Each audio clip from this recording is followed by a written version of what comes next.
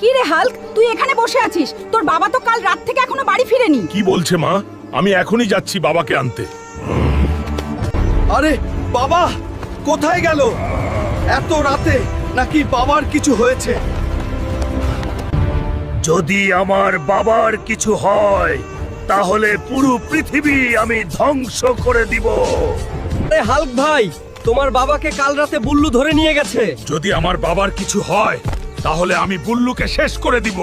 আরে বুল্লু, তুই আমার বাবাকে ছেড়ে দে। তোর বাবা আমার কাছ থেকে 1,00,000 টাকা নিয়েছিল, এখনো দেয়নি, তাই বেঁধে রেখেছি। বাবা হাল্ক, আমাকে মাফ করে দে। তোর বোনের বিয়ের জন্য আমি 1,00,000 টাকা নিয়েছিলাম, আমাকে এখান থেকে নিয়ে যা। এরা খুব খারাপ লোক। এখন 1,00,000 টাকা আমি কোথায় পাবো? কোনো কাজ করলেও তো কেউ দিবে না। বাবার এক বন্ধু লালু ভাইয়ের কাছে গিয়ে দেখি।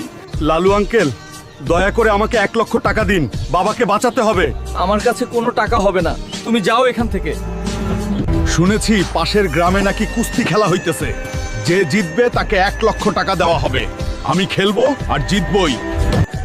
আজকের খেলা হবে হাল্ক বনাম কুদ্দুস। কে বিজয় হবে কমেন্টে বলে যাও। বন্ধুরা, তোমরা ভিডিওতে লাইক করে চ্যানেলটা সাবস্ক্রাইব করে দাও, তাহলে আমার শরীরে শক্তি চলে আসবে আর আমি বাবাকে বাঁচাতে পারবো। প্লিজ।